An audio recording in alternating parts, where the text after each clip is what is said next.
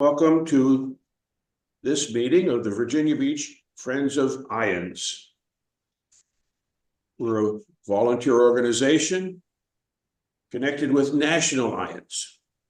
National IANDS has an annual low membership fee of $33 with many benefits. Virginia Beach Friends of IANDS does not have a membership. Instead, we depend upon the contributions of those who attend our meetings. You can make a contribution by going to our website. That's fine. On a monthly basis, we welcome speakers who have had transformational experiences. Most often, these are near-death experiences. Our mission is to make known what can be learned from a study of near-death experiences. And our goal is world transformation, which can happen by making this information available. The truth is that near-death experiencers are transformed by their experience, and so are those who hear their stories. This morning, I'm going to be recording to my cloud, my Zoom cloud, and make it available to everybody on my email list, which is about 500 people. Hopefully, we'll have some people want to watch it. We do have a Facebook page and a YouTube channel and a website. And you can see all those things usually on my emails. I'll send you all that information. And next month's speaker is Tia Renee. And you'll be getting a flyer about Tia with other information as the day approaches. It'll be on Saturday, November 2nd. We have a meeting coming up this October 26th. This October 26th is a Saturday, and it's the second meeting of the Near-Death Experience Discussion and Support Group. It meets at my house, and we Zoom that meeting too, so you'll be getting notice of that.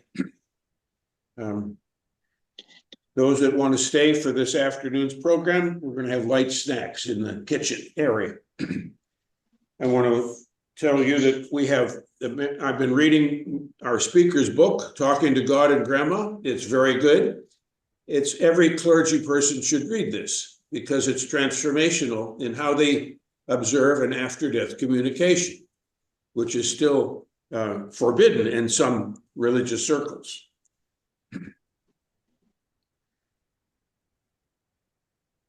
I want to introduce our board. Jeff is here today. Jeff Jones, Lloyd Kramer's here, and I'm here. Leo Helm is the other member of our board, and he's not present, but he's informed of this meeting. Is there any other announcement that needs to be made? If not, then I want to introduce our speaker. Our speaker is Mary Grace, and she has quite a story and quite a history of being an author. This book took 10 years to write, and it's fascinating. That's why she's going to be a wonderful speaker today. I'm going to pin Mary, and please take it away, Mary. Oh, okay. We're going to start. Yeah, well, thank you, Dick, for having me here and giving me the opportunity to share my passion for the paranormal, not only this morning, but this afternoon also. It's a wonderful opportunity. And I guess I will go ahead and get right started with my story. And I do like to focus on the after effects of a near-death experience, at least for me, because I believe that's the most important part. But I will start out with, my story starts on November 1st, 2001. And it starts out on kind of a sad note because it starts out on where I hit bottom in life. I'm sure many of you know what that's like when you hit bottom in life.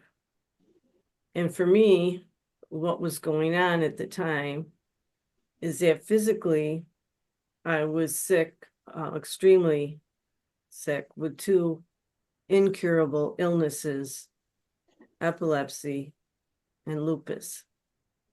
And the side effects of the epilepsy led to between 5 to 10 seizures a day. And the side effects of the lupus caused me to, I was extremely tired all the time. I had to sleep like 15 hours a night or day. It was day and night whenever I could. And my body, I was in a lot of pain. Every joint in my body hurt. And as a result, also, I had had 5 surgeries and had a hole in my heart. And I saw, because of my illnesses, I had 5 medical doctors I saw, specialists that I saw on a regular basis. And I was on 24 different medications for all this. And then to top it off, from the age of 14, I had been addicted to drugs and alcohol. So physically, I was alive, but I wasn't living.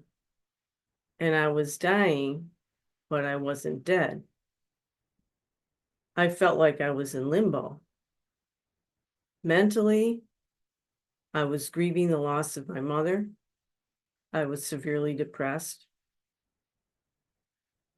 And to cope with it all, I did more drugs and more alcohol.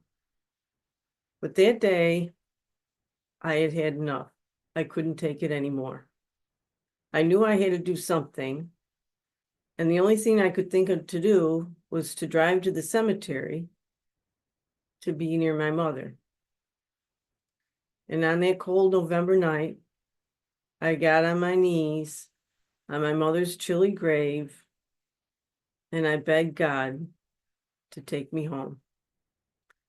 I loathed living in such a cold, cruel world, and I didn't want to be here any longer, and I just wanted to be home with my mother, home in heaven. I got very angry at God. I was yelling and sobbing and crying at God. Why me? Why me, God? Why have I been cursed with these illnesses? Why am I so sick? Why am I stuck in this state of limbo? Why me? And you gotta make up your mind, God, shit or get off the pot. You either heal me or you take me home. Just have you no mercy? Have you no compassion? I just begged God to help me. And then I moved to making a deal with God. Now, many of you know what it's like when you make a deal with God. Said, okay, God, give me a sign that you haven't abandoned me. And I know I'll quit drinking. That's it. I'll quit drinking. But if I don't get a sign, then screw you, God. Will just drink myself to death.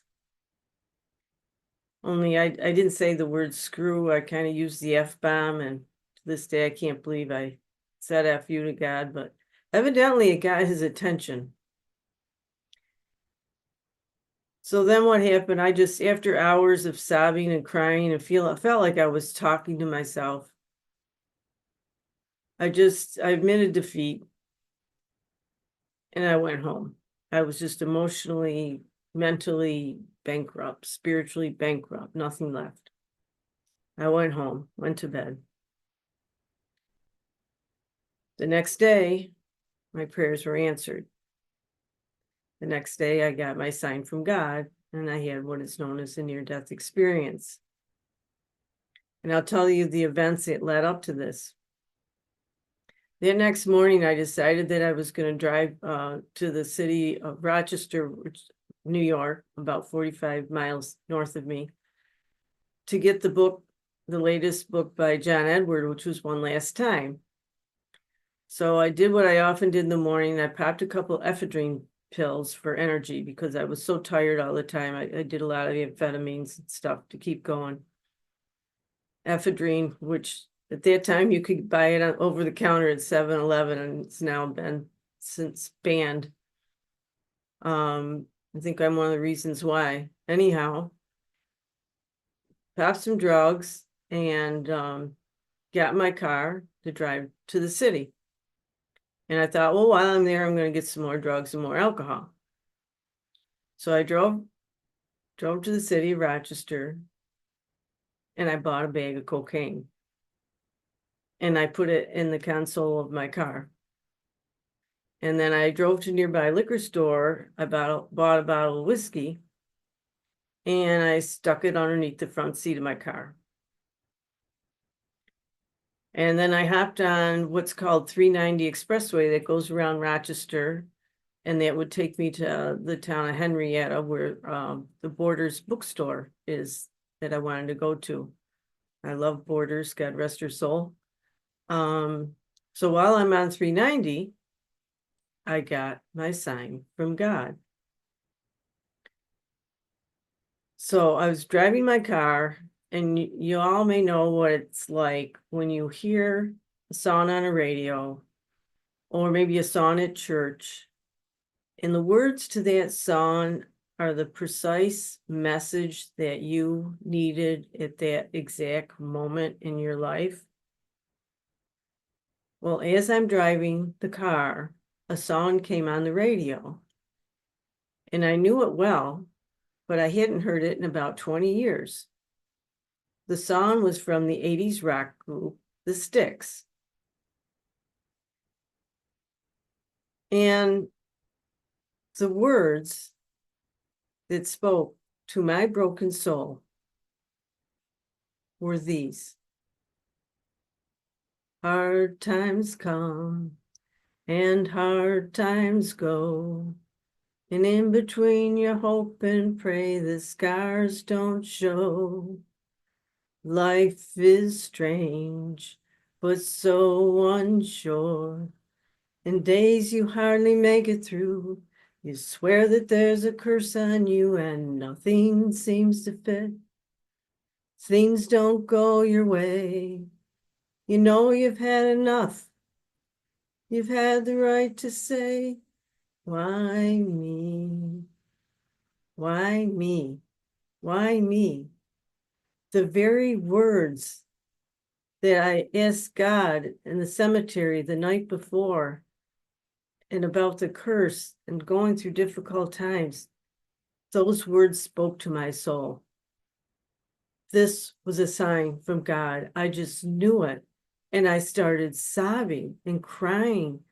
Thank you, God. Thank you, God. Thank you for not abandoning me. In that exact same moment, I felt this electrical shock go through my body. It was as if I was struck by the proverbial lightning bolt of God. I later on found out that what was most likely happening at that moment was cardiac arrest. But I didn't know it, and I was just so happy, and I'm driving the car. Thank you, God, thank you. And I was right near the exit that I needed to go to for the bookstore. So I safely managed to get off the expressway. And right there was the parking lot, the bookstore. I pulled in the parking lot. I parked the car, and for some reason I noticed the time on the clock, and it was 5:15 p.m. I shut the car off. I put my head back against the headrest, still sobbing. Thank you, God. Thank you. Thank you for not abandoning me. I was so happy.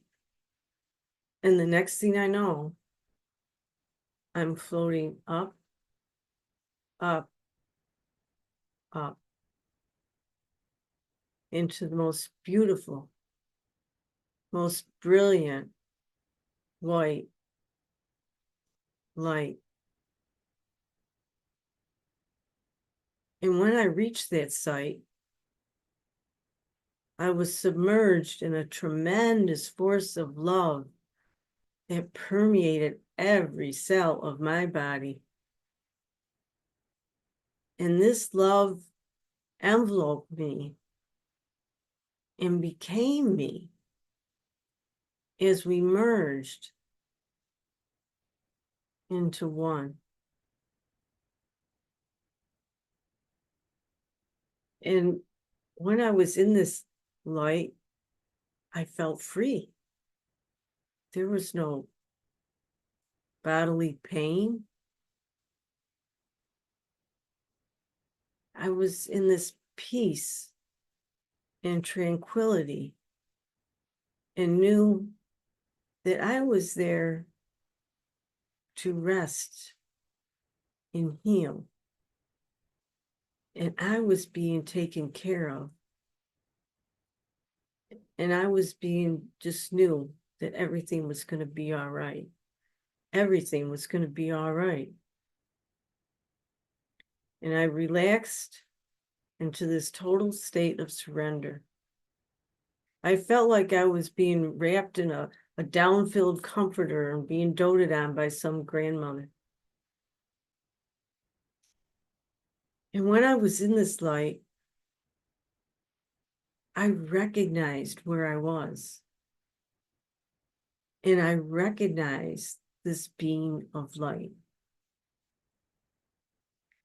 I was with my Creator in heaven, and I was home.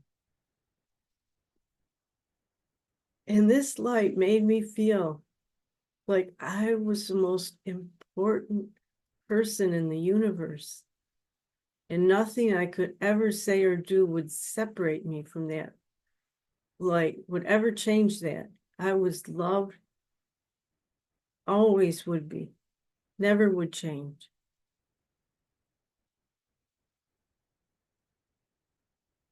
There was no conditions. There was no ifs, ands, or buts. Just a simple, pure love.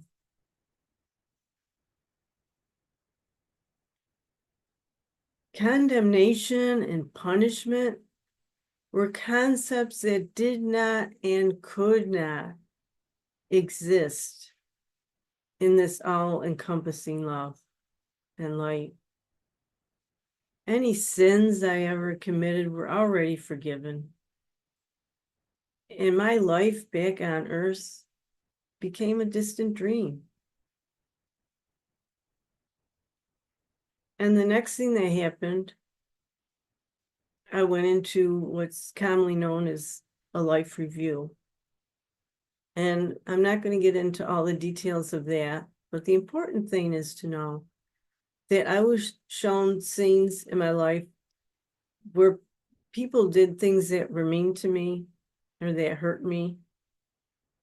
And I understood that those people were there to help me on my spiritual progression. And all the suffering and insanity of my life had a purpose. And it all made sense. Everything made sense. The world, everything was in perfect order. And after the life review, I was back in the light. And God communicated to me without any spoken words. I have done all that you asked of me. I gave you a sign that I had not abandoned you, and I brought you back home. You cannot stay, however. Your work is not yet finished. And in response, I was okay with that decision. I knew it was the right thing to do. And in addition, there was nothing that I wouldn't do for someone that loved me that much. I would have promised anything in that moment. And with that thought,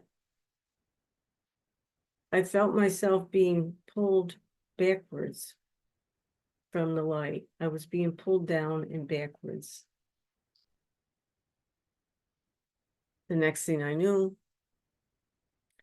I'm sitting in my car in the parking lot of Borders bookstore. And I was in a state of euphoria. Just this incredible high that was a million times more intense than any drug I'd ever taken on earth. And I'm trying to process what happened. And I check my watch, and it's now 6 p.m. 45 minutes had passed since I parked the car. And I'm sitting there I'm trying to think. And I said out loud, what the hell just happened? Well, ironically, I don't know, heaven had just happened to me. But I didn't understand, and I just didn't matter. I felt so great. I was in such a high. And as I sat there and I started to process everything, it's happening, I started coming back down to this reality.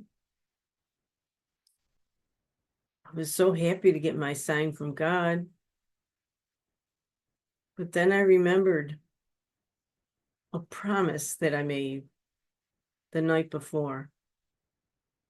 So I reached in the console of my car and I took out the bag of cocaine. And I reached underneath the front seat of my car and I took out the bottle of whiskey. And I looked at these things. This is not going to be easy. But a promise is a promise. But at the same time, as I looked at these things, suddenly they meant nothing to me. They were like penny candy. Because the high that I was on in that moment was a million times better than these drugs were like a drop in the bucket. They just meant nothing to me. So as I sat there again for a while, I probably sat there for over a half hour trying to process everything. And I thought, well, I checked myself over. I guess I'm all right. I feel great. I might as well go into the bookstore. Why I drove all this way. So I opened the car door and I step into the parking lot. And I soon realized that the world I was stepping into was not the same world that I had left 45 minutes earlier. Everything had changed. And the first thing I noticed is as I walked across the parking lot to the bookstore, I felt like I was floating. I was floating. I couldn't even feel my feet touch the ground. It's like, wow, this is weird. And I went into the bookstore and I'm looking around. And although I looked like every other customer in the store, I felt totally different. And when I looked at one of the other customers, I just had this tremendous amount of love for that person. And I just wanted to run up and hug everyone and tell them how much I love them. And don't they know how much God loves them and that everything's going to be all right? And everyone I looked at the store, I felt the same way. It was like, what is happening here? Well, fortunately, I restrained myself from hugging everybody in the store. And I got my book and I got out of there. But it was only with time that I realized how much my life had changed the day I saw the light. And now I'm going to tell you about the after effects, life after near death. Not an easy road. The first thing I noticed, like I said, my heart overflowed with this tremendous force of love for everything. If I saw a homeless person on the street, I love that person just as much as I love my husband. When I went for walks in the woods, I loved the trees and the birds and nature, the animals. I love them just as much as I love my family and friends. I love so much that it physically hurt, because I had a constant pain in my chest. I thought my heart was going to explode. And I kept thinking of that movie, Alien, you know, the original Alien movie where the creature, the monster comes bursting out of the guy's chest. I felt like something's going to happen, because I could feel this living presence in my chest. And it wasn't long before I realized the human body is not meant to take such a force. It just can't contain it. And another thing that I noticed is I noticed that God was in everything, and there wasn't anything that was not of God. So when I was taking a walk, whatever I focused my attention on, just to bend down and smell a flower, a daffodil, it would bring tears to my eyes, because I could feel the presence of God in that flower. And just to see like a butterfly warming its wings in the sun, again, I was constantly crying tears of joy, because I could feel one with God by looking at that butterfly. And then the first time I was out walking and it started raining, and the raindrops would land on my arm. And when I felt the raindrops land on me, I could feel God's presence in each drop. And from then on, whenever it rained, I called it liquid love. And walking in the rain would just bring on total exhilaration, just to be immersed in God's love, liquid rain. Another thing that I noticed on my many walks to the nearby lake is I could merge with whatever I focused my attention on. And this was pretty cool. So I would walk to the lake and noticed one day, if I focused on the eagle that was flying overhead, I could become one with the eagle and feel what it was like to soar on the breeze and maybe catch a thermal. And it was so cool.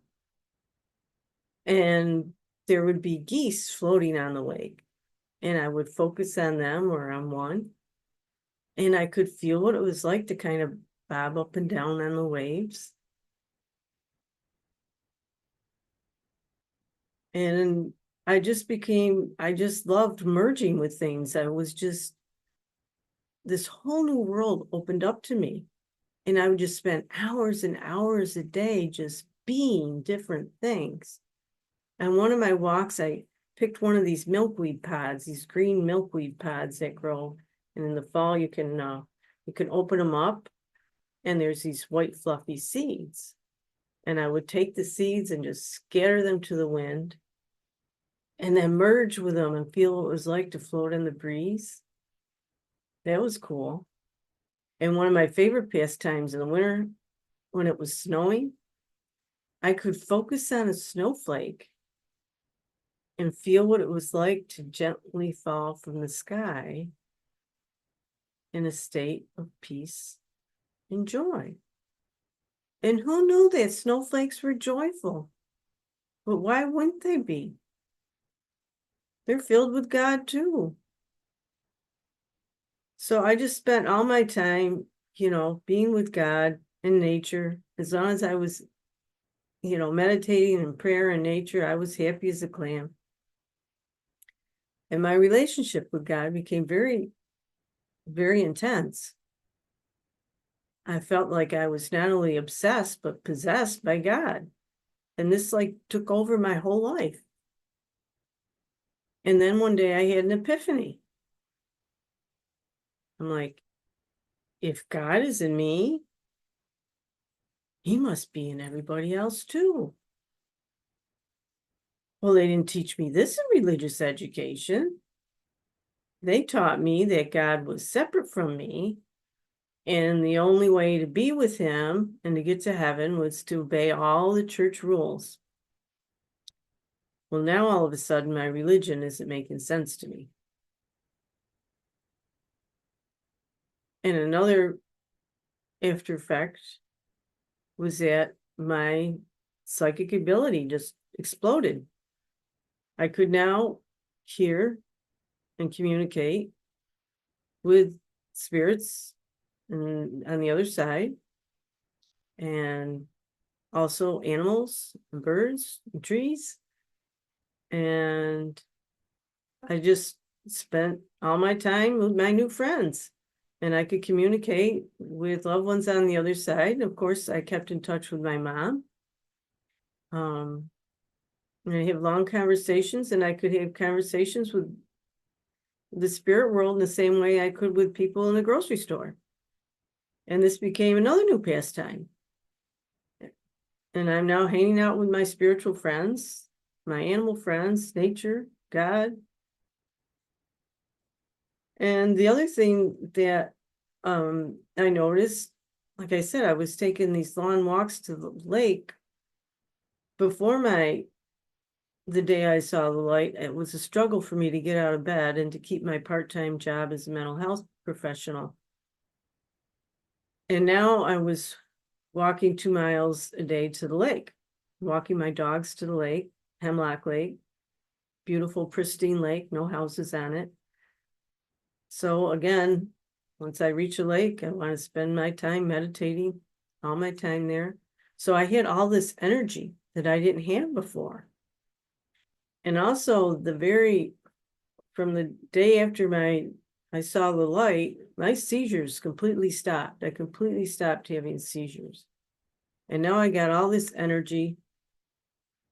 I didn't even get hungry. I felt like I was on amphetamines because I would easily go 8 hours without even getting hungry. And I simply called it spirit mode. So when I was in spirit mode, it was like I had all this energy, didn't think about eating, didn't think about food. And like I said, it's like being on amphetamines, but it was a natural high.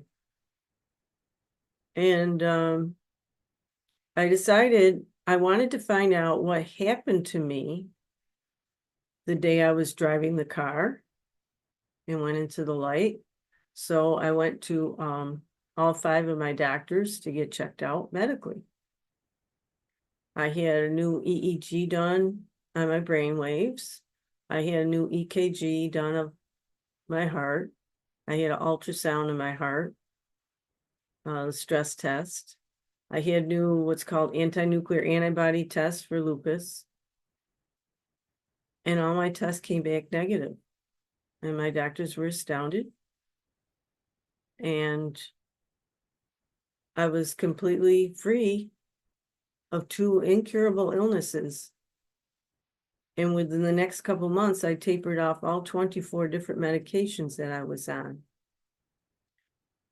And furthermore, I kept my bargain with God, and I was free from alcohol and drug addiction. They no longer meant anything to me. On the downside, integration into this world was lengthy and difficult. I always like to tell people if I had 3 feet, 2 would have been on the other side and 1 in this world. Because my heart was not here. This was not my home. I was in this world, but I wasn't of it. I felt very much like an alien. So one of the things that was hard is that, I said as long as I was in the woods and meditation and prayer, I was happy. I was happy as a clam. But when I had to play the role of wife, of aunt, sister, mother to my dogs and cats, mental health professional, didn't care about those things so much anymore. And things like cleaning the house, doing laundry, paying the bills. Not my priority. My time was better spent with God. Now, much to the chagrin of my husband. Another thing that was difficult was eating food. It's hard to eat something that you feel at one with. And if I was to look at a hamburger, all I could see were the big brown eyes of a cow. So I just said, I just quit eating meat. I quit eating meat because that eliminated a whole food group that I wouldn't feel guilty about eating. But I soon realized that even to eat a piece of bread, a sandwich, I understood that the stalk of wheat that became my bread had to give its life in order for me to live. And this was my whole process. I didn't like the fact that something had to die in order for me to live. And I was keenly aware of everything that I had to eat. And I was also aware, I was like, I would gladly trade my life for that stalk of wheat or that cow, because I was happy for them, because now they're on the other side in heaven where I wanted to be. So I became jealous of my food. Now, how bizarre is that? But that's just one of those bizarre, weird things that took a while to get over. So as time went on, I just, and I've got all these things going on. I'm trying to process it. I'm hearing dead people while I'm in the shower, and people are constantly talking to me in my head. I think I'm going crazy. I knew I needed help, but I thought, well, I could go to one of my colleagues. I could go to another psychologist, one of my friends at work, but they would probably suggest some medication, maybe 30 days in psychiatric ward. But this wasn't a medical issue or a psychological issue. This was a God issue. God had taken over my life, and I just kind of wanted my old life back. So I went to the one person I thought would understand. You would have thought would understand. This was kind of his teepee. I decided to go to my priest for help. Now, I was, born and raised Catholic in a small town church. Same church went to my whole life. I was baptized there. My first communion, confirmation, was married. I was been there for 40 years. But to me, priests were like gods, and they were kind of scary. And I never made an appointment to go talk to a priest. Me, it was just, he said, hi, Father, at church or whatever, small talk. But I was desperate. I was desperate for help. So I made an appointment, and I went into the church rectory, which I'd never been to before, into his office. And I told the priest my story. And he was quite patient and listened to me. And I told him about my near-death experience. I told him about how I was talking with Mom and all this stuff that was happening to me. What's going on? Well, when I was finished, he became quite stern. Don't you know that what you're doing is dabbling with the devil? Don't you know that talking to spirits is against the teaching of the church and is forbidden? And obviously, whatever you think happened was probably hallucinations brought on by the drugs that you took. And he ended by saying, You need to find another church. I was devastated. I ran out of there. I ran home and I sobbed to my husband. And I didn't understand it.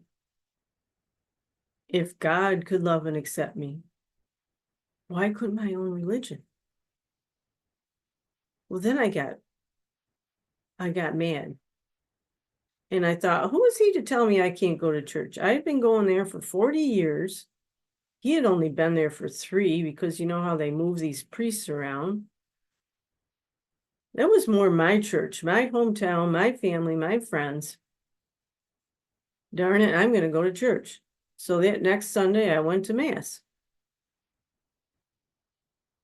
The next day, a sheriff shows up at my front door and says, by order of this priest, you are not to set foot on church property ever again, or you will be arrested for trespassing. I was legally excommunicated from my hometown church. And like I said, I didn't understand it. If God could love me, why couldn't my own religion? That was my life. I only had one religion, one small church. And I thought there was an injustice had been done. Why should anyone be forced to choose between their spiritual experiences and psychic gifts and their religion? Why couldn't I have both? I mean, I love my religion. I love, I'm expanded now beyond that Roman Catholic notion, but I still love Christmas. I still love Easter. There's a lot of good things about religion, a lot of bad things too. But I had this burning question. I didn't understand. If we can talk to God and the saints in heaven, why can't I talk to Grandma or my mom or Uncle Joe? This seems to be a big contradiction in church teachings. So I spent the next 10 years of my life doing research and writing a book. Basically, I call it my book on spirit communication for Catholics and how one can use the church doctrine on the communion of saints to legally, without going against church rules, talk with the dead and maintain those important relationships with loved ones that have crossed over, because this is where healing takes place. And one of the main things I learned in my research, the communion of saints is basically a church doctrine that's a cosmology of the church, and says the church exists in 3 different states, what I call dimensions, which is earth, purgatory, and heaven. And that there's this constant, we can constantly pray to people in heaven, or we can pray to others on earth, like if someone's sick. And the word saint, a lot of people think it just means the canonized most holy people like Mother Mary or Saint Anthony, who I constantly pray into whenever I lose something. But the word saint just simply comes from the Greek word meaning holy, and it refers to all people in the church being made up of all believers. And its biggest expansive definition of the communion of saints, it's all believers, no matter what your religion, what your culture, as long as you live in earth or heaven or purgatory. So communion of saints is a church doctrine. And I thought, well, if we're going to believe in the communion of saints, as it states in the Apostles' Creed, I believe in the communion of saints, doesn't it follow that we would practice communion or communication with the saints in heaven and our family and friends on the other side? But how do we do this? Where's the instruction manual? Well, there wasn't one. So that's what I ended up writing. And that also became my therapy. And for now, so I want to conclude that writing that book Talking to God and Grandma, mystics, mediums, and the communion of saints helped me to understand more about not only the church and my faith, but how we all have psychic ability, how anyone can communicate with loved ones on the other side, and the importance of doing so, because this is what helps us through the grieving process, and we can get guidance from loved ones on the other side. So if you have any questions, that kind of concludes what I have to say for now.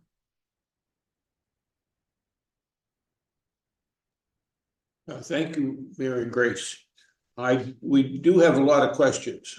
I have more than a half a dozen, but I want to open it up to the group first.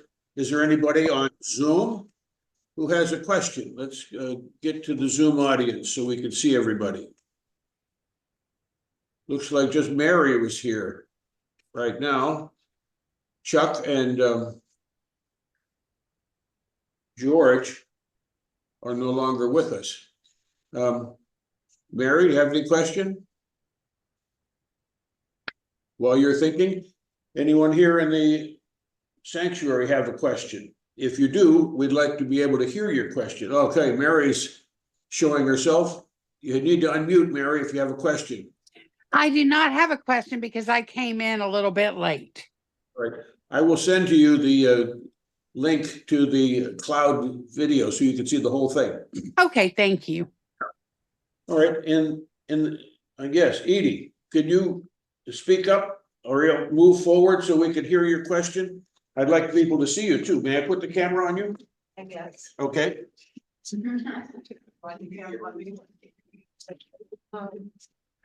I was very moved by your talk and very emotional because I've had a similar experience. I didn't have a near-death experience, but I had years and years ago, I had a spiritual awakening that at this point, it's interesting that I know I had cancer. I was supposed to die. I had 6 months, 2.5 years to live, no possibility of survival. 6 years later, my cancer's gone. And I know there's things I have to do every day when I surrender my life to God. It's just like life flows down the river and there's no, I think one thing I have to do is to write a book about my experience. There's a book I have now called Spiritual Emergencies, and I'm a therapist in private practice. And I have a client now that's going through something similar, and he's on medication, but he's just opening up to love and to God. And so I don't know that he's had near-death experience, but he's having some experience that is causing that. So in thinking the other day, I knew that the two things I needed to do right now is to write a book. I'm here to do that, left here to do that. And also I used to teach at a prison in Sing Sing. And I promised the men of my 2006 class that I would do, we would have a reunion, I'll do a documentary of them. Oh, wonderful. That I have to do also. And I think I'm not here by accident because I haven't been here forever. I mean, I haven't been coming, but I met Jeff and Trader Joe's the other day, and he told me about this, and here I am. I mean, those kind of things happen to me all the time. No such thing as coincidence. Yeah, no such thing as coincidences, synchronicities. It means you're on the right path. My It's a question sign. is, how did you do your book? Because I'm having a hard time organizing and writing about it. And also, in the other life I live, which I don't usually go into this, what I've had, it's hard. It's been hard to integrate even after years of being in my normal life and knowing what's happening to me, really feeling this love that you've talked about, this surrender, this flowing of energy and things happening to me that I say, that's impossible, it couldn't happen, but it does. So how did you how did you write your book? Because that's my next step, is to write a book. Well, my advice or suggestion to people is to, first of all, get on your computer, so it's all on there, and just write everything that comes to your mind, anything that you could possibly want to put in a book or share with other people, because it's all about sharing and helping others. All your thoughts. I get a lot of anger that came out, in my book. You see the first drafts, it was like, it was just, everything came out. It was like I said, my therapy.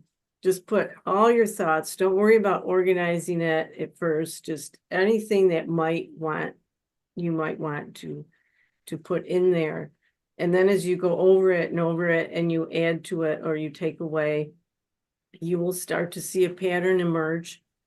And maybe, okay, this is how I can organize these groups of ideas and into maybe chapters. And then, later on, much later on, I was blessed with my father was a writer. He liked to write, and he took all these classes and he had all these books on how to write a book. And when he passed away, I was in the middle of writing my book, and I inherited like 20 different books, and I read them all on how to write a book.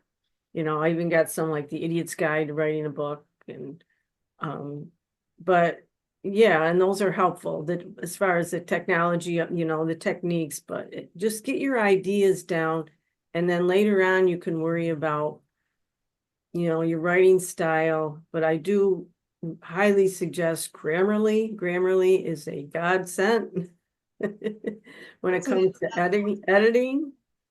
And it's a program to edit, and edit once you get it. And I pay for there's a free level, and the next level up I pay for. It's like, I don't know, $30 a year. It's not that much, and it corrects and highlights everything, but it also gives suggestions how to better write a sentence.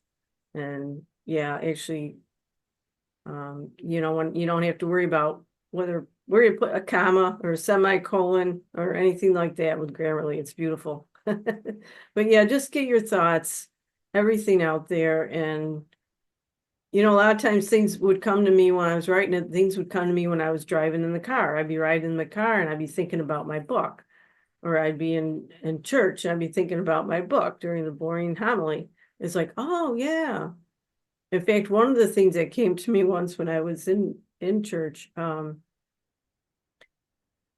is I didn't want to share about my near-death experience in my book, because to me it was very personal, very private, very sacred, and it still is. I do not like to share it. Only in groups like this, people are here for this reason. Otherwise, I keep it private. And I was in church one day thinking, how am I going to start my book? How am I going to start my book? And then because I had it all written, and then this clear voice comes in my head. You need to tell your story. You need to tell your story. And I was like, nah, no. And then the more I thought about it, it's like, yeah, because it's the whole purpose for writing the book, And so that's usually like your introduction. People want to know, why did you write the book? What happened to you? So I ended up including it. So. But yeah, the personal experiences, it's a lot easier to share when you're just in the privacy of your own home, writing on your own computer. It's, once your little baby gets out there in the world, you might feel a little nervous about sharing so much, but that's okay. That's what it's all about, sharing the light and the love. Thank you. Any other comment or Get question? off camera now. Any other comment or question from our group?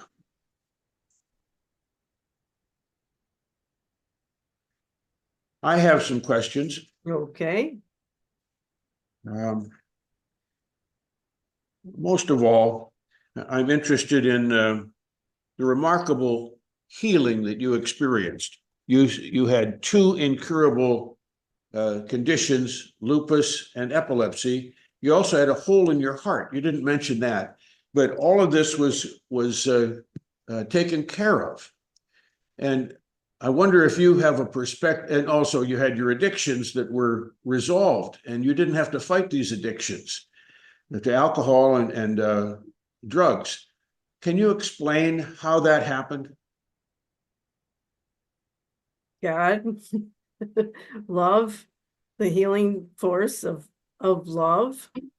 I mean, it's all, that was it. It's very healing. And I think the more time that we can spend in that higher state of consciousness, the more healing it is. And I was in a very low state of consciousness, being addicted to drugs and alcohol, and not a happy childhood. I was kind of a juvenile delinquent. And yeah, and a lot of people NDErs will tell you they needed that. They needed that transformation. They were going down a bad path. And I was certainly not on the spiritual path. I was, headed the wrong way. So it was a wake-up call.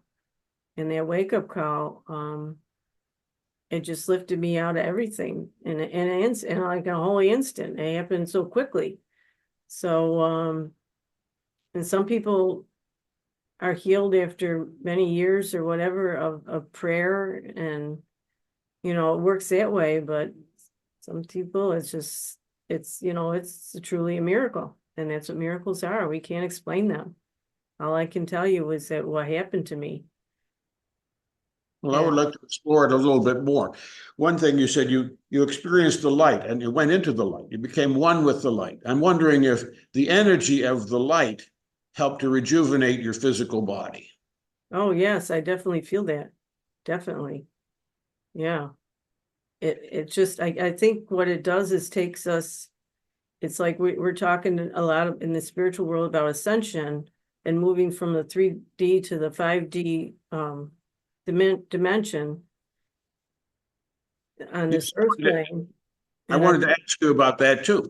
I think that's what happened in the light, is it just takes you, you have a sudden expansion of consciousness, and all this energy and love goes into you, and you immediately go from this lower level state to a mystical state, and whatever is that light and love, which are our true essence, it's who we truly are. Out of our body, there is no illness. There is no, disabilities. They're all gone. They all disappear when we're on the other side. That's who we truly are in spirit. So I guess I experienced that, and that evidently brought healing back to my body. That's all I can express on that. All right. I also note that you asked for a change. You begged God to change. Yeah. And my understanding is that if we don't ask, we're not going to receive. But you asked. So you asked, and God answered. He said, I gave you all that you asked for. And more. You didn't ask for healing. Now, it seems to me, I have talked to a number of persons who've had near-death experiences and have experienced healing afterwards. And Edie, you've just mentioned your own experience here. My evaluation is that God is equipping you with good health so that you're able to perform the task that God has yet for you. Like God told you, Mary, you need to tell your story. Mm-hmm. That was the work you had yet to do. Your work is not yet finished. You heard that. And then you have to need to tell your story. Somehow, and I believe this, and I mentioned that before, hearing the story is transformational for other people who haven't had such an experience. And so all persons who have near-death experiences, and especially those who have had healing experiences, have a story to tell that will become transformational to other people who need to hear that story, who need to experience the energy of ascension. Does that make sense to you? Yes, yeah, I think that's exactly what it is. And well, I should be talking about that this afternoon in the webinar, the mystics, mediums, and muggles, about the different levels of consciousness and in ascension, how that affects us in different ways. So yeah, I did ask for healing. When I was begging God in the cemetery, I said, either heal me or take me home. Yes. And because I did feel like I was in this state of limbo. And I guess, whatever my mission was, what my mission is, to share the light and the love, I couldn't do that in the state that I was in. I couldn't carry out whatever I came here for. So I guess I needed to be healed in order to do that. I know a number of persons who have near-death experiences, and especially those who have had healing experiences, have a story to tell that will become transformational to other people who need to hear that story. Does that make sense to you? I know a number of persons who have been participating in AA. And I believe that the message that you have today would be especially important for persons in AA to hear, that you had a remission of addiction. And I want to send a video to them and invite them to listen to it. I wonder if you have a word of recommendation. Could you tell them what they could do so that they might experience what you experienced? Yeah, well, first thing I want to say, I could never judge an alcoholic, because I had to die in order to quit drinking. That's how bad it was. I had to die. And the other thing is, I did not think I was an alcoholic. Drinking was not a problem for me. Evidently, it was a problem for those around me. I thought the only problem was that there was never enough. So I really didn't think I was an alcoholic until after my near-death experience, and I did go through withdrawal. I went through what they call the DTs, where I was shaking and extremely cold all the time and shaking for about a week, and I even had some hallucinations. So that's what said, okay, you really were an alcoholic. I did go through some withdrawal, but at the same time, I didn't have any interest or desire to drink or do drugs anymore. But my physical body did go through the withdrawal symptoms, but the desire just vanished. It went right away. And I think, based on the AA model, I just say, put your trust and faith in God. If you want to get clean and sober and you've had enough, ask for help. Help will be given. God sends only angels. Okay. Meditation is often recommended as a practice so that people can gain higher consciousness. Can you describe your practice of meditation? Is it just getting into nature? Well, I was, before my NDE, I did meditate twice a day already, but then afterwards I found out just by meditating that I could go right back into that light, just like I did on the day of my NDE. So that's one reason I became obsessed with meditating. That light and love was really, it was just a substitute for my drugs and alcohol. It was my new addiction. And I understood that the high that we're seeking from drugs and alcohol is the one that we're missing from being separate from God, from being away from home. And that's what we are constantly seeking, that we're never going to achieve. So when you can get off of that and find that you can get the natural high, the much better high of light and love, and by being in communion with God, and I do it, a daily prayer meditation, listen to music every morning. I put on my music and watch the birds. I have bird feeders all over, watch the birds. And my latest book, Breakfast with Bluebirds, that's part of my meditation with God. And I learned a thing from a Wayne Dyer type of meditation he called Japa, and that was just in the morning is manifesting. I actually have 4 prayers I say every morning, and it's a prayer of St. Francis. I say the Our Father, I say a Hail Mary, in the 23rd Psalm. So those are kind of get me in the mode, and sometimes it might take me a half hour or longer to get through those 4 prayers. And I also have the gratitude, thank God, every morning. And then at night, when I'm in bed right before sleep, I do my gratitude prayers. I kind of go through my entire day. I thank God for the food I had to eat, and then I think about what did I have to eat today. The roof over my head, the warm bed to sleep in, the good things that happened to me that day. Maybe an accident or something that could have been worse, And then, thank you for that. Then, it could have been worse when I fell. I only hurt my knee, it could have been worse. I could have broken something. So thank my angels and guides. I'm constantly thanking my angels and guides.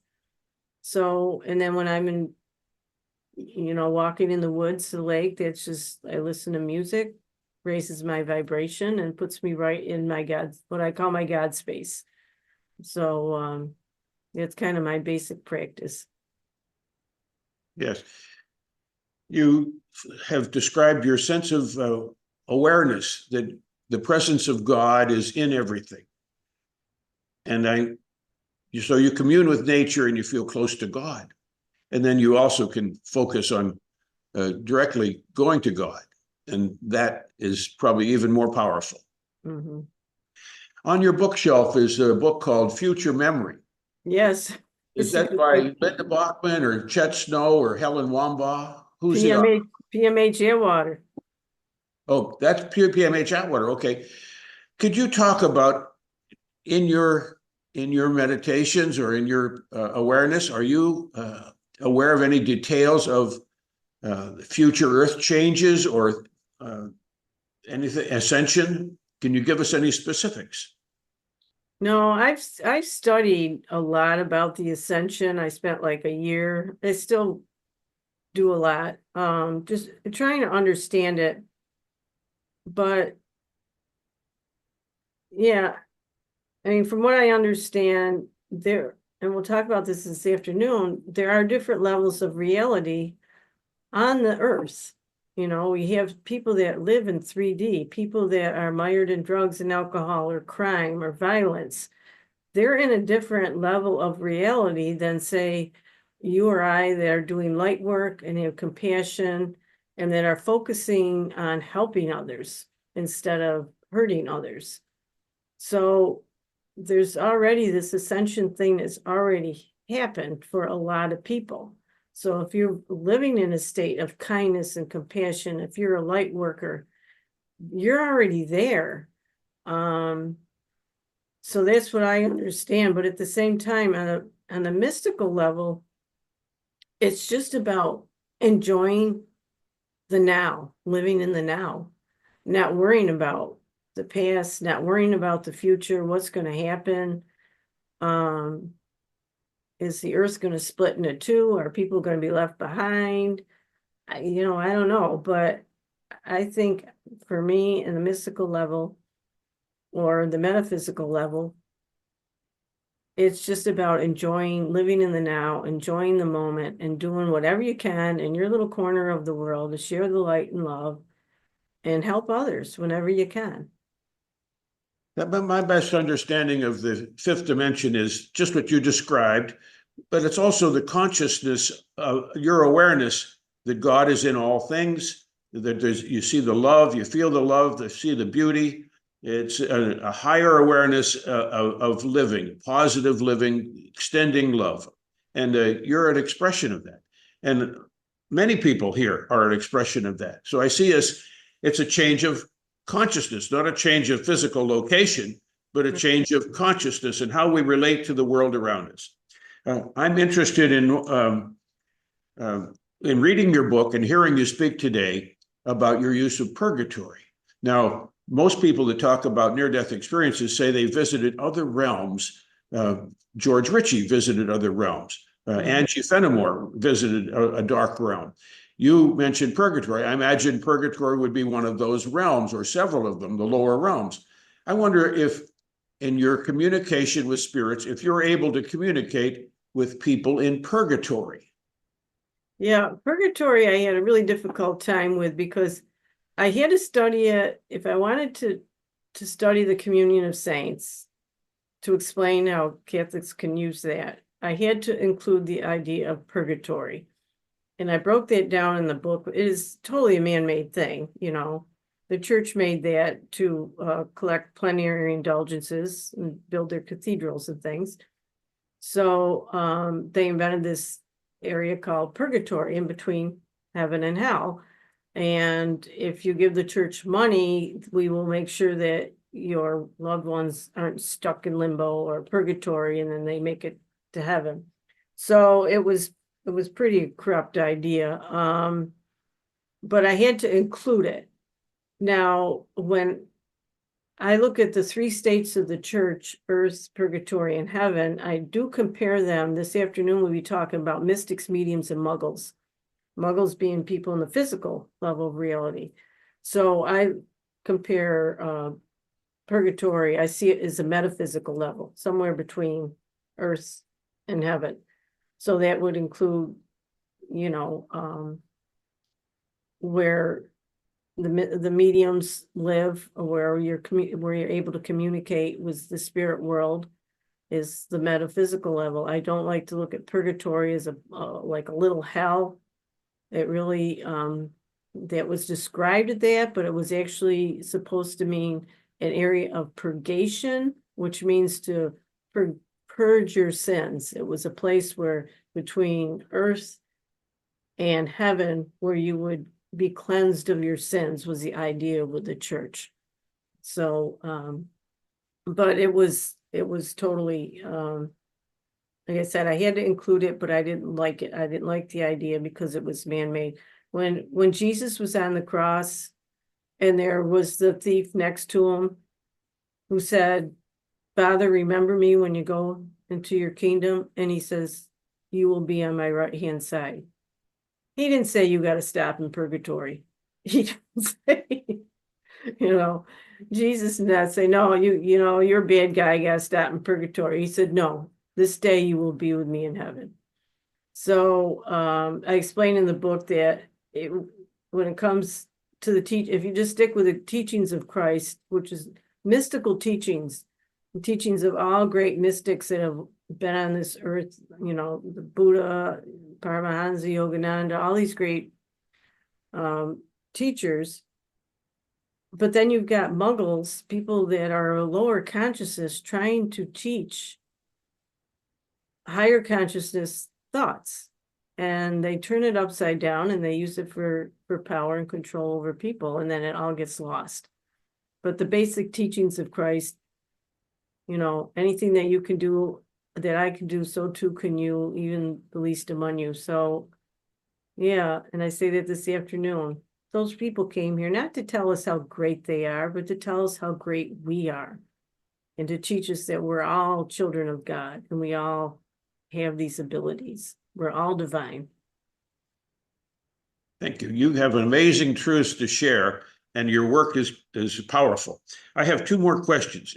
You you described how you were excommunicated legally from the church, but you did not describe what you found after that for a church home. You're going to do that this afternoon, or can you do it now? I can do it now because, yeah, I do not talk about that this afternoon. I did find another church. It was a different priest friend of mine that I went to that did believe about my near-death experience. And I was led to another church in the city of Rochester called Spiritus Christi. It was an independent Catholic church. And so it's where all the what I call the Church of Roman rejects, because everyone that had been rejected by the Roman Catholic Church, you had the gays, the lesbians, the unwed mothers, the people who had abortions, divorce, people who have been divorced, they were all welcomed in this church. They were all welcome because Jesus is supposed to be the pastor, and that's who Jesus welcomed. Everyone's welcome at the table. So there's a wild concept for you. So I first went to this church. I said to the priest, I was like all teary-eyed after mass. I was like, I don't know if I should be here. I talked to dead people, and they're like, he just put his arm around me and he goes, "It's okay. We have the communion of saints." And I'm looking at him like, what? And that was kind of one of the triggers that got me thinking about, yeah, they were very open-minded people that had all been hurt in one way or another. So another reason I wrote the book was to help people who consider themselves Catholics in recovery, to help them understand. Okay. You did not mention any healing ability that you have.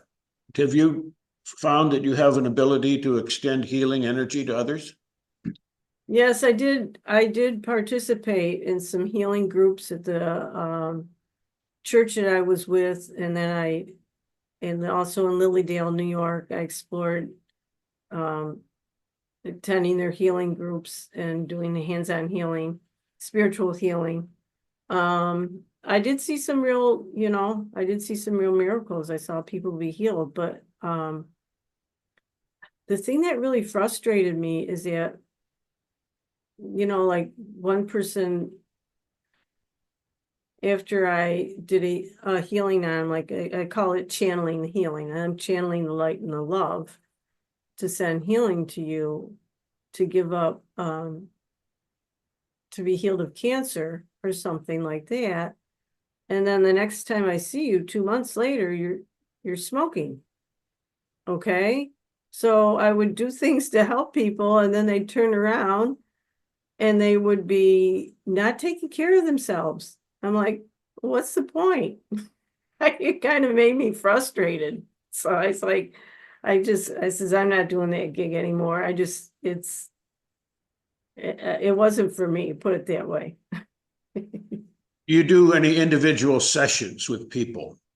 I do counseling, yes, I do Zoom counseling. I specialize in helping people who've had, paranormal, supernatural, mystical, near death, and also extraterrestrial contact. How So, can people get in touch with you if they want an individual session? the easiest thing is to go to my website, www.giftsofgraceministry.org, and all my contact information is there. Call me, my phone number, email, and I do have a show and tell. Can I show you something, my before and after life? Please. Okay, this is a couple of things I want to show you. This was my life before my near-death experience. These are the medications that I was on. I even have a list in the back of what they were all for and what I was on. And now I take supplements. And before my near-death experience, I was known as the beer babe. And now I drink water mostly. So those are just a couple things. I did want to mention my latest book. Can I mention that? Breakfast with Bluebirds, or? We have it here, and we're going to raffle it off. Some lucky person is going to receive it. You sent me 2 books. Yes. Yeah, I just wanted to talk about it for a second, and this is it, Breakfast with Bluebirds, inspirational short stories. So my near-death experience is in both books. But the Breakfast with Bluebirds, the title comes from one of the short stories, my love for bluebirds, and a lot of people get bluebirds confused with the larger blue jays. But bluebirds live in special boxes, houses you can put up for them, and they only eat live food. They don't eat out of bird feeders. So every spring they come, and I look forward to them arriving and setting up in their nesting boxes and starting to make nests. And I buy mealworms from the local bait shop, and I put a little basket next to their house, and I whistle and train them to come to the basket for worms. And this goes on for several months as they're making their nest, and then they're laying their eggs, and then feeding their young. So every morning I go out and I have breakfast with bluebirds. I feed them and I watch them. And while I'm doing this, I meditate. And I noticed, how simple their life is. They don't complain about they don't worry about how to feed their young or how many they have or how they're going to build their home. It's just simple. They just do what has to be done, and they get it done. And it kind of puts things into perspective. And that's what a lot of my stories are about: nature, the stories about angels, miracles, aliens, and lessons in life from nature, pets, fireflies, birds, and even football, especially the Buffalo Bills. So there's 2 stories about football, Buffalo Bills, and all short stories, all true stories, all from my own life. I like to call it the paranormal chicken soup for the soul, because it's Kind of chicken soup for the soul. A shout out to Jack Canfield, but there are a lot of paranormal stories about angels and again, near-death experiences broken up into 3 stories: before, during, and after. All the stories are 3 to 4 pages long, so it's a simple, easy read, uplifting. I wrote it for people who are struggling, people that are going through a difficult time. And what it was for years I sent out newsletters to my email list, and I'd always send an inspirational short story. So I decided to put them all together and publish them. Very good. You mentioned ETs just now, and I know that you're part of a UFO group. Can you tell us about that group? Especially, can you tell us or describe what you understand as the ET agenda for humankind? Oh, that's a good question. It's funny. Yeah, I founded the Finger Lakes UFO group, Finger Lakes, New York, UFO meet. It's actually UFO and Paranormal Meetup. For years, I belonged to the Rochester UFO group and the Buffalo UFO group, and it's difficult when you live in the rural area to find like-minded people. So I just decided to start my own group. And one day I had a meeting at a local community center. They advertised it. Come share your ET UFO experiences. And 80 people showed up. I was blown away. People were coming out of the hills. And so that was the beginning. That was several years before COVID of our local UFO group. And it was funny because the other day I had this chat GBT popped up on my computer. Try this out. Ask me anything. And I put in, what is the alien agenda? It came up with this whole treatise of 3 theories that were like, and I believe, and I wrote the story that, they come in peace. They're here to help us ascend. And, we get the Hollywood story that they're coming to take over the world. And those are kind of the 2 main ones. But, and I'm in the middle. I'm stuck in the middle with, I believe most people that are into UFOs, that are contactees or interested, I have learned probably in a former life, like a last life, have come from another planet, which can also be when there's no time, means it can be even now. So, and that we are here to help with the ascension. But it can be a very scary thing to be abducted, to be taken, to not understand, to be tested on. That is all very, you're in your 3D state of mind there. You're in flight or fight mode. But then on a higher level, and this is true for most contactees, that they do come to understand that they are here to help with the ascension, that we are here working with the aliens to help with this. And even if it, means being children being taken for the hybridization program, we agreed to it at some level before we came here. So it's very difficult. It's like anything that happens, it's difficult for you. And you say, okay, this is something I agreed to, must have on some level. I don't remember it, but we'll get through it. Can you compare the near-death experience with the ET experience? Yeah, I think it was 2 years ago now. I was starting to, I have a couple close friends that are contactees, and helped me with the UFO group, and I learned a lot from them. And I'm like, we bonded because we both had the same otherworldly experiences, and there was many commonalities. And one of the commonalities is that you don't talk about it to the general public. This is something you keep to yourself, or people think you're crazy. Whether you had a near-death experience or you're being taken by aliens. It socially isolates you. It can provide a lot of anxiety for people. There are health issues that go along with it. Sometimes, like with NDEers, you can have allergies, be very sensitive to sounds and things like that. The same with contactees. Migraine headaches are commonality. And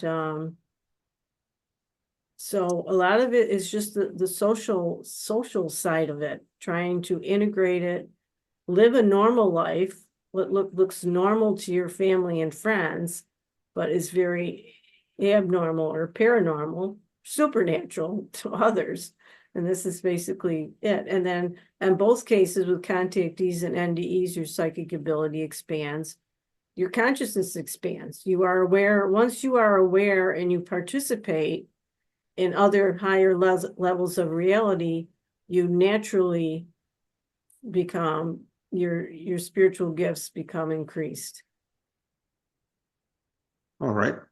Well, in case anybody has any question, I want to affirm and confirm everything that you've said is true in my understanding, in all the research that I have done and the people that I've talked to. And there's nothing that you've said that has any question with me. You've said the truth, and I thank you, Mary, for telling me the truth. I want to ask if there's anybody here who has another question. Yes, we have two, Kathy and Ann. First, let's do Kathy because she's up front. Hi, Kathy. So I thought it was interesting that you said every raindrop was a drop of love. So here we are in this particular date, having been observing what the excessive rain that fell in places like Asheville. Do you have some comments to make about that?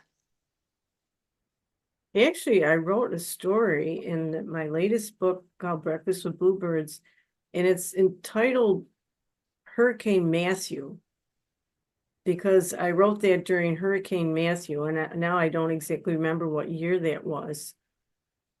But in it, I say, as people look around and their lives have been devastated, they lost their homes, they lost their jobs, and people are wondering, where is God in all of this? And I said, God comes in many forms. God comes in the rescue workers. He comes in the firemen. He comes with the ambulance people. God comes to the people that set up shelters, the people that serve food, the people that are out in boats searching for lost dogs and cats, animals. God only sends angels. And it's the catastrophes that we understand. I kind of call it the stripping away process. When you've lost everything, you've lost your health, you've lost your home, you've lost everything. And you know, the only thing left is the essence of who you are. And the only one that you can actually put your trust and faith in and know that you will get through this is God. To put your trust and faith in God and know that everything happens for a reason. All these things are going to make you stronger, and they bring the community together, and people come together to be one because they know that when catastrophe comes, this reminds us that we are one, and that we are one with God. And this is what brings out our true nature, our kindness, our compassion, and understand that we aren't in control. These situations help us to understand we are not in control.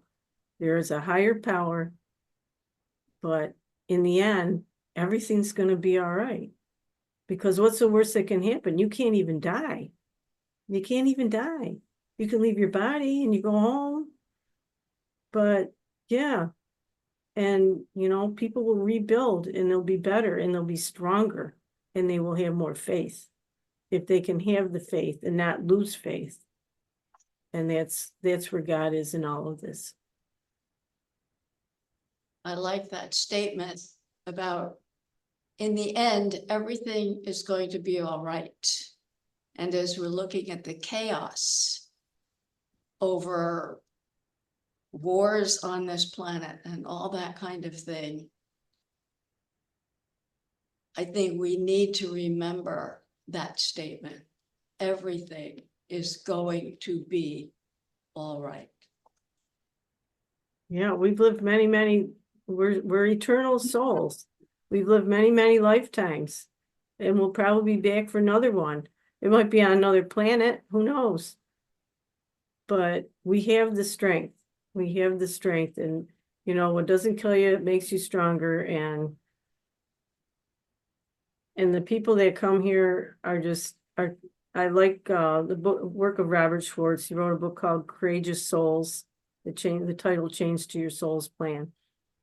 But other people look at us, people that incarnate on earth, they say we're courageous souls, because this is the most difficult place in the universe that you can come. One of the most difficult places is to separate yourself from God and from each other, that unity consciousness, and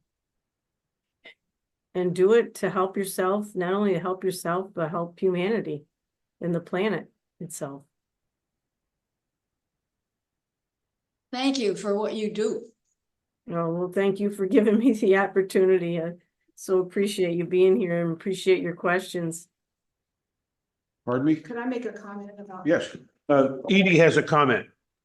Because we're in a paradigm shift, and before you have a paradigm shift, you have to have chaos. So from chaos then comes order. Right. Okay, and you had a question. Could you come up and sit where we could hear you?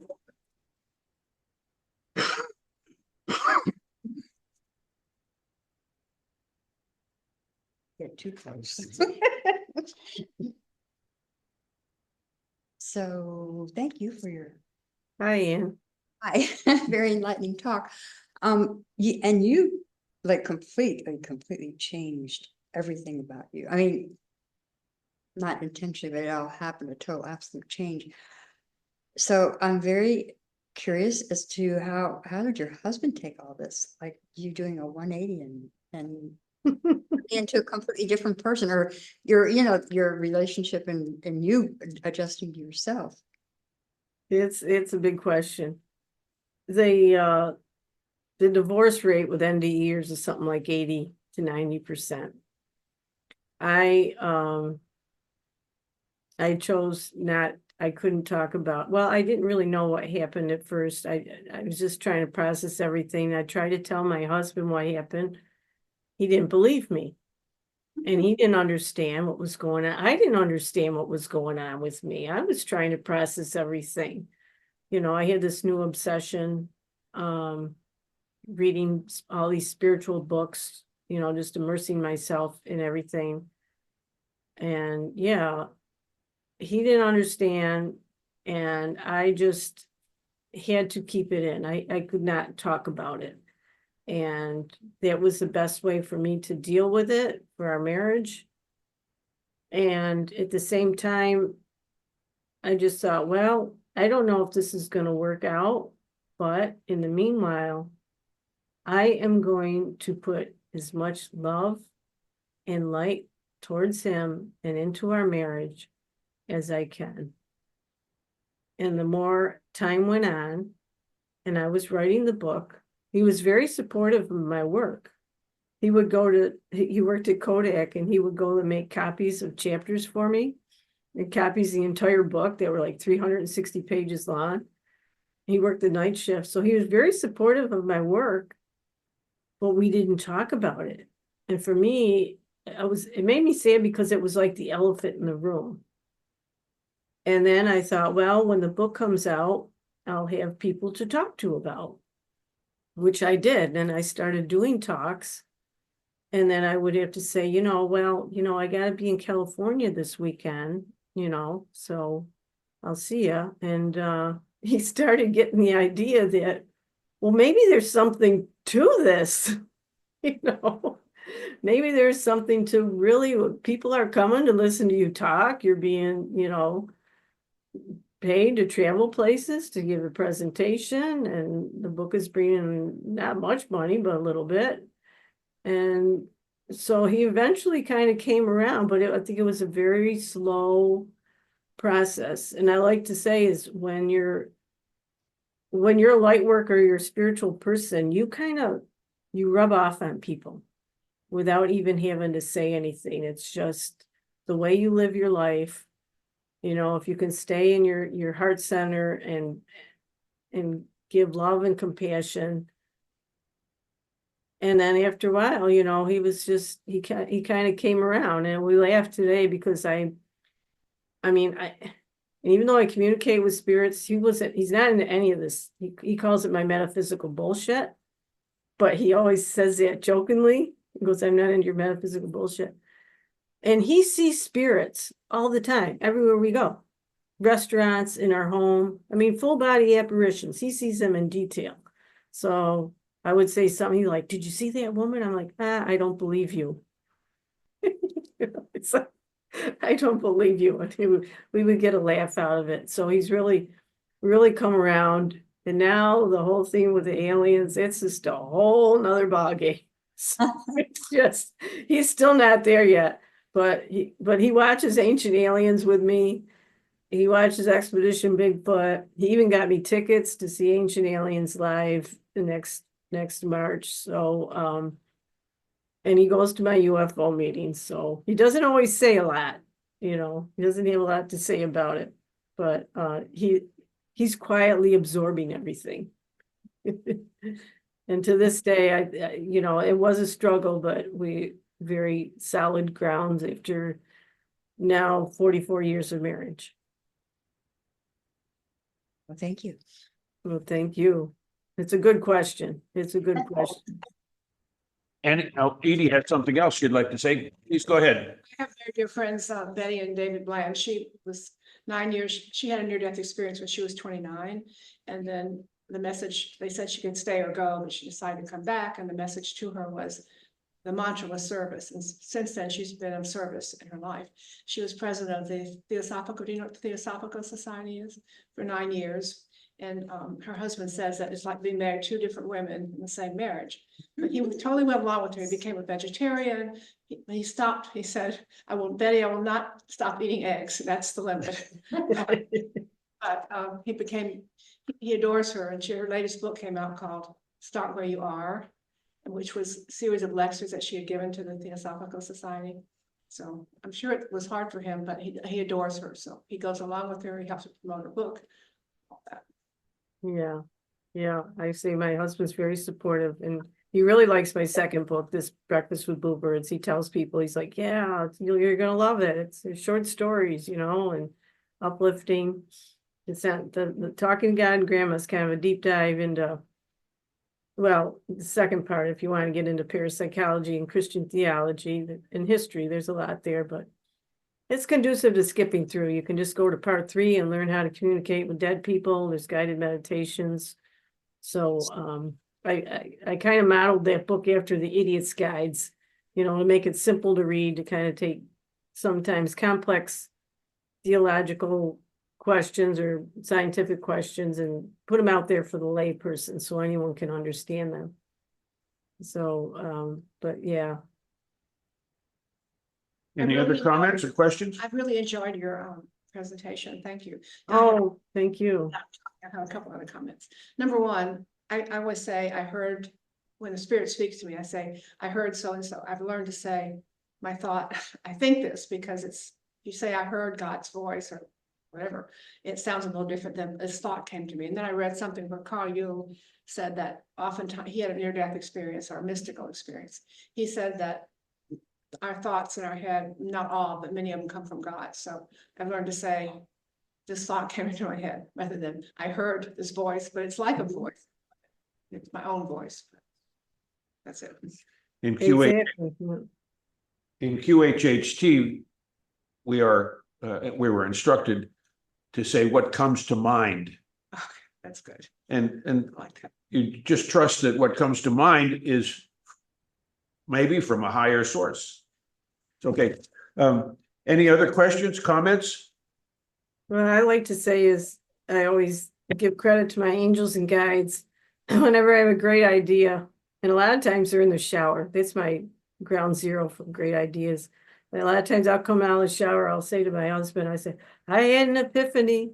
And it was the angels and guides, whether angels and guides or God, I get these inspirations, you know, from spirit, and they put these ideas in your head. And it's how, you know, that's why meditation is so great. Like when I wanted to begin a chapter, a lot of times I would write an entire chapter, but I wouldn't know how to start it. So I'd walk to the lake, I'd sit on the bench and I'd meditate. And that's where I would get my ideas, you know. So when you want ideas, you go to your angels and guides, you go into meditation. Shelley Yates had a near-death experience as a result of traveling, falling off, driving off of a road into a bog and being submerged. And she heard the voice, don't struggle or they won't be able to revive you. So she drowned, and they got her out of the car, and her son too. But anyway, she later came to understand that it was the water people who were speaking to her. And she says, as you said, Mary, that sometimes her greatest times of receiving from the water people is when she's in the shower or the bathtub. In the book, second point is in the book, An Urgent Message to Humankind, written by Melvin Morris, MD, the voices that came to mediums, or the messages that came to the mediums who were part of the writing of that book, is that entities or souls from the other side often communicate with us, and they're the source of much of our advancement in technology and ideas and our civilization. Their ideas come to us and we work with them, but it's not an unusual experience. It's something that happens commonly to all of us, that they're right there ready to prompt us to put an idea into our mind that will improve our lives and the lives of humankind. All right, we have advertised that we're going to have an afternoon program of mystics, mediums, and muggles. How many people were planning to attend the program? Anybody here? Oh, Anne, yes. And Edie, okay. Then where we're going to start at 12:30. Now that's 45 minutes away. Is that the best time to start that program? It's fine with me. Is that okay? 45? Yeah, and it'll take about probably 45 minutes. Okay. Well, then we'll see you all then. Mary Grace, you've been our teacher this morning, and I thank you. And we'll see you in about 45 minutes. Okay, so I'll just, do I just keep the Zoom link on, or just keep this open? And I'm going to just pause. Yes, I think I'm going to make a separate recording because if I need to email it, if I need to mail it to somebody, I need to have it within a certain size. Okay. So I'm going to sign off now, but I'll sign back in for a second recording. Thank you. Do I need to go back to a different link and come back, go out and come back in, or? It's the same link. Just sign into the same link at before 12:30. Okay, all right, then we'll sign out then. Okay. Thank you Thank so you. much. Thank you, everyone, for participating. I appreciate it. It's been a joy.